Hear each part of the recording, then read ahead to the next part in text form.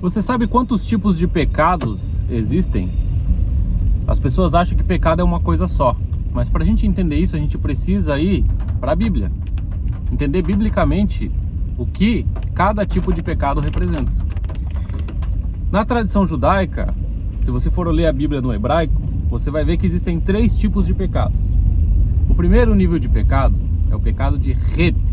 Esse é o pecado mais básico, vamos dizer assim, que não é tão problemático.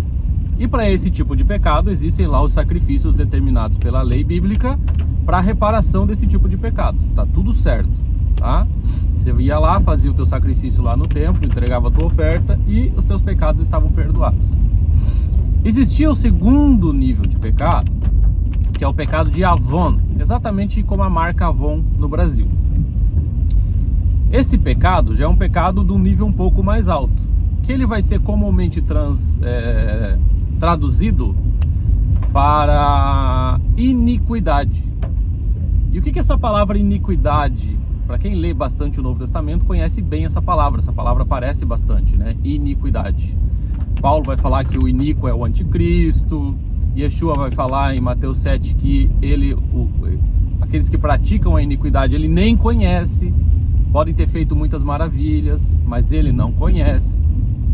E aí, qual nível de pecado que é esse? Isso é uma coisa interessante que as pessoas têm que se atentar.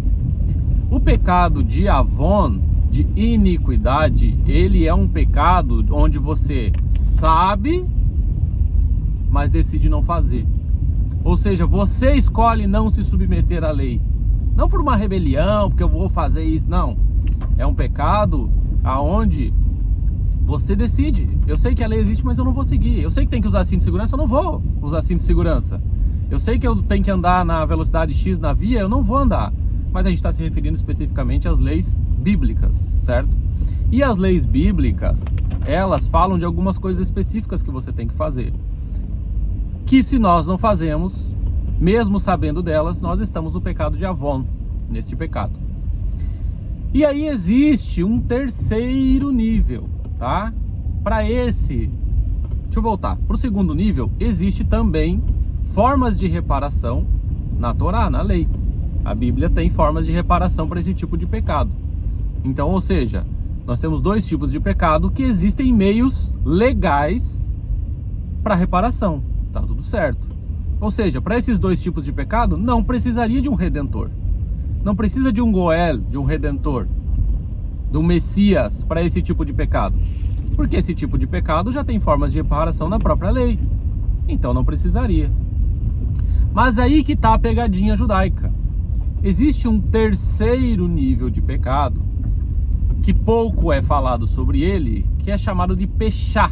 Então nós temos o Het, nós temos o Avon e nós temos o Peshá. Peshá é um nível de pecado que é chamado pecado de morte. Por que pecado de morte? Porque ele é um pecado que ele gera um karet, que a gente chama no hebraico. Karet é um corte. Você é cortado do povo. Você é colocado para fora do povo. E quando você é colocado para fora do povo, você deixa de ser parte do povo de Deus. E aí Deus não se agrada de você e você é jogado para fora. Você não faz mais parte desse povo. Então é um pecado, por isso que é um pecado de morte. Porque existiam sim as punições bíblicas de morte mesmo, como era, por exemplo, adultério, que era apedrejado até a morte, enfim, algumas coisas assim. Mas olha que interessante, a Torá vai dizer que Deus é compassivo e misericordioso, que Ele perdoa as iniquidades e as transgressões, os Peshaim, os pecados de morte. Ué, mas não existe uma reparação na lei bíblica para esse tipo de pecado. Então como que Deus perdoa se não existe reparação? Ele não diz como que Ele perdoa. O que tem que ser feito para ser perdoado esse tipo de pecado? Quem comete idolatria comete um pechá. E esse pecado te desliga do povo de Deus.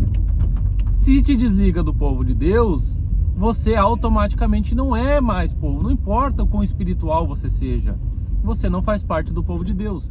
Mas como fazer para reparar isso? A Bíblia diz que Deus perdoa, mas não diz como. E aí entra a coisa mais impressionante.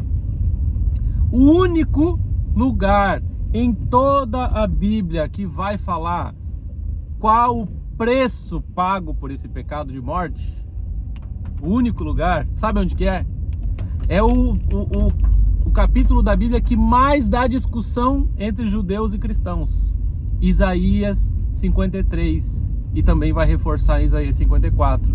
Dizendo que ele, quem ele? Aquele que sofreu, aquele que foi esmagado, foi pisado, ele pagou um preço pelas nossas transgressões, Pechaim.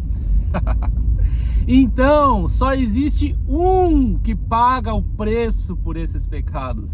Só existe um que é capaz de pagar por isso, que é Yeshua, que é o servo sofredor, aquele que foi morto, esmagado pelas nossas transgressões.